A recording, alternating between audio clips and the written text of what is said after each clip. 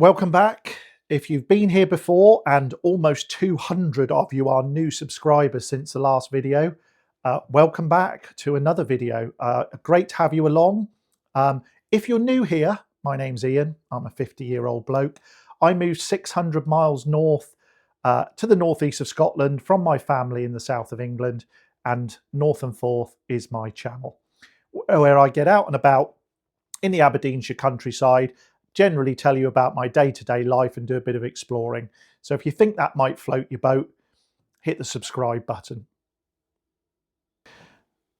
My last video blew up really quite well. I got about 200 new followers from the video about moving to Scotland, the truths of moving to Scotland from England, and lots of lovely comments, lots of likes, lots of engagement. So thank you if you took the trouble to comment, to like on that last video. And if you found it useful, you asked for a deep dive, and I'm going to give you a deep dive into all of the points from searching to a property right through to conclusion of missives, how it differs from England, and what to expect that you might not be expecting. At the end, we'll do a little myth-busting session. So somebody said I repeat myself too much, which my kids would agree with. I go on and on and on, apparently.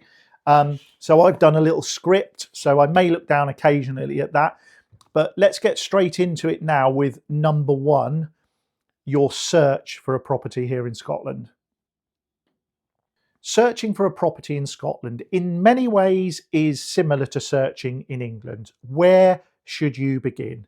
Well, all the usual places. So Rightmove, Zoopla, On the Market, all of the major national portals get alerts set up for your search area and the type of property you look for, so that as soon as something comes on the market in those areas, it gets emailed to you and you can act on it really quickly. One of the things you really need to know about searching here in Scotland is that a lot of the agents do not use Rightmove, Zoopla, etc. So be aware there are websites called ASPC, ESPC, HSPC. There may well be others that I'm unaware of. ASPC, Aberdeen Solicitors Property Centre, Highland Solicitors Property Centre, Edinburgh Solicitors Property Centres. They are not widely advertised outside of Scotland. When I moved up here, I had no idea ASPC existed, and there are 4,000 properties on there. So if you're going on to Rightmove and Zoopla and Prime Location and thinking there's not many properties in your price range, you need to check out those other websites. Just Google them, they'll bring them up. That's where a lot of the properties are. The other thing about your search up here, use Facebook.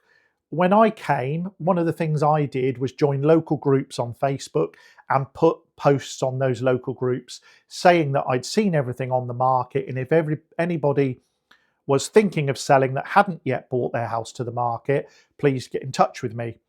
Now, I had limited success from this. I did have 3 or 4 good leads, of which I viewed. Some weren't quite suitable. One was very suitable, and I actually made the chap an offer, but never heard anything back. So that can be a good way. So Facebook can be your friend. Lastly, when you're searching up here, and I wish I'd had this when I was searching, is try and find a buying agent, somebody that's going to help you to view, secure, and advise along the way on a property that you might want to buy. They will often try and source things off market that you may not have seen. Now, they will charge a fee. Buying agents typically charge between 1% and 2% of whatever they buy for you, if that makes sense. But actually, if you're 600 miles away down south and it's going to take 3 or 4 days to come up, look at properties, and cost you potentially £1,000 in flights and hotels, a buying agent will very quickly pay back the fee that you pay them. They can find properties, look at properties on the market, view properties for you, advise them if they're any good or not. So national websites, Solicitors Property Centre website, Facebook, And finally, think about using a buying agent. Those will give you advantages up here, especially if you're coming from far away. Next thing that you should do very early on in the process, instruct a solicitor. Formal offers, and we'll come to this in a minute, can only be put forward by a solicitor. So instruct one early in the process. One of the first things that you should do. The best way to find one, go on the internet, check Trustpilot reviews, check Google reviews. You don't necessarily need to use a lawyer in your local area. When I was buying, I used a lawyer locally. I'm not going to name them. They were far from brilliant and I wouldn't use them again. There are solicitors that cover the whole of Scotland, and a solicitor in Edinburgh can act in Aberdeen, and a solicitor in Aberdeen can act in Glasgow. It doesn't necessarily follow that you need to have a solicitor right in that same place. So get your solicitor instructed, check Trustpilot reviews, check Google reviews, go on Facebook groups and ask for recommendations from other people, but get your solicitor instructed early. Your solicitor cannot act on both sides of the transaction. So one of the common questions that I get is, what happens if my solicitor is the same solicitor that I want to buy from? Well, what would happen is that you would probably have to go and find another solicitor. That doesn't happen all the time. So still get your solicitor instructed. They won't charge you until the deal is done anyway. So if you end up finding a house that is with the solicitor you've instructed, all you'll simply do is leave them and go and find another lawyer, and that lawyer will act for you. But it's not often that happens. Be aware they can't act on both sides. The lawyer I used did act on both sides, and they said it would be okay by giving it to another office. I've since learned that that's not entirely correct. So my recommendation is go to another solicitor if they're acting on both sides. Don't use the same one. Viewing, finding a house, going out and looking at properties. Get out there and look at as many as you can. This is really similar to England, but get out and view as many properties as you can. Even view things that you think might not work, because very often you'll say you want A, B, and C, and you'll end up buying X, Y, and Z. So keep a very open mind, view as many properties as you can to get a feel, especially as you're coming to a new area where you don't necessarily know the housing stock or the areas. It's going to take you a while to get a feel for the market, but get out there and view houses as many as you can.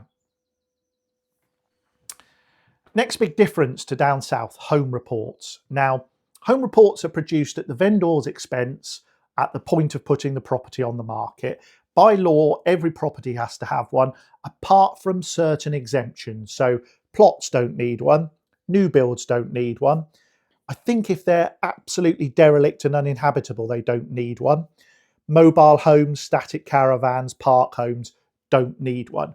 Everything else in the normal realm of what you might be buying will need a home report and should have one.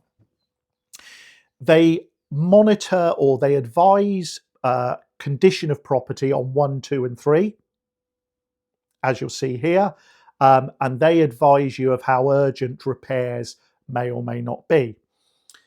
They also will give you two values. One will be a reinstatement value, which is for insurance purposes and is if you, let's say your house burnt down and it needed to be rebuilt, how much that would cost you to do that, which is really useful when it comes to insuring your property once you've bought it. The other value is open market value. Now, this is to give you a guide of what the surveyor feels the property is worth, but is also used for mortgage lending purposes. So your mortgage lender will look at that and say, okay, that's what a surveyor's valued it at, that's what it should be worth. Excuse me. So in theory, it does away with the mortgage valuation that you would have had down south if you need a mortgage. Things to be aware of with that, the value in the home report can be exceeded, it can be lower, it's not an absolute exact science. The other big thing that you need to know about home reports, and I didn't know this when I came up here, and interestingly, going back to solicitors, my solicitor didn't tell me this either, and they should have done. You can ask for a refresh home report. So the house I bought had been on the market over a year. The home report was over a year old. Um, once a home report is past 3 months old, you are entitled to ask for the vendor to refresh it, and they have to refresh it for you, which will involve the surveyor coming back out to make sure nothing has materially changed with the condition of the property, and more importantly, that the value hasn't gone up or down. If you've got a mortgage and the property is been on the market more than 3 months, your lender will ask for a refresh. They won't just accept it. So your lender will ask for that. But just bear that in mind. Nobody told me that, not even my solicitor, and that's a great tip. The other thing that you will get as part of buying a house in Scotland up front is the EPC and the questionnaire. So every property that goes on the market has a property questionnaire. I'm going to put a link below in the description to a blank one. Now, the property questionnaire has things like what services are connected, rights of way to the property, has it got a septic tank, have you had any works done like damp proofing, timber treatments, are there any guarantees with the property? I could go on, but it gives you a really good insight to what the vendor has to say about the property, what they've done to it, and can show up any issues or potential red flags you need to be aware of. So pop down in the description, check out the link to the questionnaire, have a little look at that. That will be really useful for you. Next, offers over. Now, the offers over system is fairly widely used in Scotland, where the seller will ask, or the agent will ask, a figure of offers over 100 or 150, and they're expecting people to offer above that. It can be quite confusing. My house that I bought was offers over 175, I think. I didn't pay offers over. Number one, there is no hard and fast rule. So if anybody tells you in a Facebook group it's typically 10% or 20% or 5%, it's not. There is no hard and fast rule. Things that will affect whether you're in an offers over situation or not. Is there other competition? Are there other buyers who want to buy the house and offering? Are you going to a closing date? I'll touch on closing dates in a sec. If the property has other offers and you're going to a closing date, you can fully expect that it probably will go offers over the figure they're asking. How long the property's been on the market? Has it been knocking around for a while? Have they had other notes of interest? And where in the country it is. Now, obviously, some parts of the country do go over regularly and all the time. So think about places like Edinburgh. Edinburgh's really, really popular. The property market there is pretty hot. Regularly offers over and over the home report will be achieved. Highlands is similar. Highlands very popular. Lots of Americans coming in, lots of English. So that would be similar. Here in Aberdeenshire, less so. It's a much tougher market here for selling, and therefore, you should be paying attention to your metrics like other buyers, length of time on market, motivation of seller. No hard and fast rule. If you've got a question about offers over, pop it in the comments or pop me an email. I'll do my best to answer it. But don't be afraid of the offers over. It just means you need to do a bit more homework about the property and the vendor's motivations to give you a guide. Making an offer. Now, this is where it gets confusing. You would be led to believe that you can only make an offer from solicitor to solicitor. Now, in my experience, that wasn't the case. Some agents insisted that any offer I made came via my solicitor. Other agents were happy to discuss a figure with me, have a discussion with their client, and then come back and say, yes, that's acceptable, or no, it's not. And if it was acceptable, then put the formal offer in through the solicitor. So again, it's a wee bit of a grey area. Formal offers must go through solicitors. If you see a property that you're interested in, but you're not ready to make an offer, you can put in what we call a formal note of interest. Again, this must come through your solicitor. You will then be advised if somebody else makes an offer and if a closing date is set. So it sort of triggers a warning to you if something's going to happen with that property and you're still out looking. But bear in mind, formal offers, formal notes of interest through the solicitors only, but you can have informal discussions with agents about what offers to make. If you make an offer and it's accepted, what will happen is that the seller's solicitor will send back to your solicitor what they call a qualified acceptance. And this is basically an email now, not a letter, but a formal email saying, thank you for your offer. We note the terms of it and we accept those terms. They may send back that there are certain things they don't accept, and your solicitor would then come to you and go, well, they've accepted your offer, but not this part of it. So there can be a bit of to and froing there, but formal offer via the solicitor, qualified acceptance.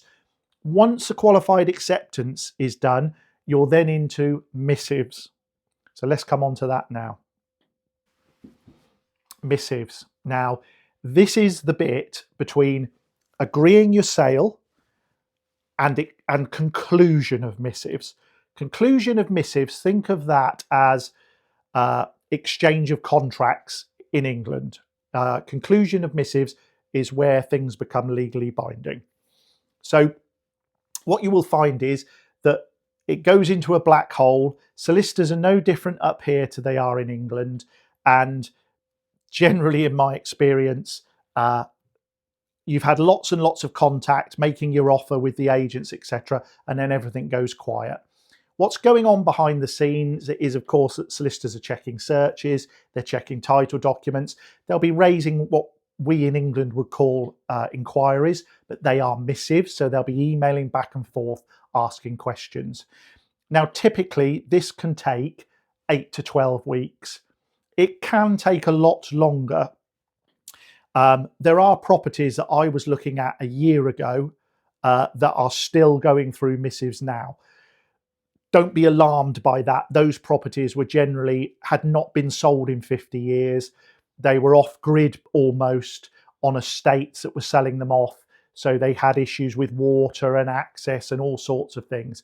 That's not typical. Imagine 8 to 12 weeks. It is a bit quicker than down in England. Conclusion of missives. Conclusion of missives in Scotland is where the sale becomes legally binding. You have to buy the house and the seller has to sell it to you. And at that point, it's a bit like exchange of contracts. At that point, the closing date is set, which is your moving date. So, for instance, if it was today that we concluded missives and we were moving on the 30th of June, today would become legally binding. You can book your removals for the 30th of June and everybody moves on that day. Absolutely no different to down in England. You've waited for it, myth busting. I'm going to tell you now some of the things that are simply not true about the Scottish system that a lot of people think are true. And I had a lot of comments on the last video bringing some of these things out. So, number one, when you make an offer in Scotland, it is legally binding. This is absolutely not true. It is not legally binding. It only becomes legally binding on conclusion of missives, which is the same as exchange of contracts in England. You put an offer in, you get a qualified acceptance. Generally, things don't go wrong after that, but the seller can still pull out and you as the buyer can still pull out. And it does happen. So that is a myth. It does not become legally binding upon making the offer. Number two, there is no gazumping in Scotland. That's simply not true. Whilst there is much, much less gazumping than in England, mainly I think because the process is a little bit more transparent and upfront, and the time between agreeing a sale and concluding missives is shorter, properties are also not marketed. Generally, agents take them off the market. They don't take other viewings. It all goes very low key. Most importantly up here, people respect that, which in my experience in England, they don't. They do respect it up here. So be aware that whilst it is rare, you can be gazumped. And to say that you can't be gazumped, there's no gazumping in Scotland, again, is a myth. It's not true. House buying is much better in Scotland. I don't think it is. It has better aspects to it than England. It has worse aspects to it than England. Generally, it's just different, and you need to really understand the process before you get into it. You're probably going to be parting with the biggest amount of cash you ever part with. You're certainly likely to be buying the biggest asset you ever buy. So you need to understand that it's a very different system to where you're coming from. It has its challenges, it has its vagaries. Finally, on myths, and this is not really a myth, this is just something that I really didn't know when I bought up here. Generally, you are not allowed to view a house once you've agreed a sale on it.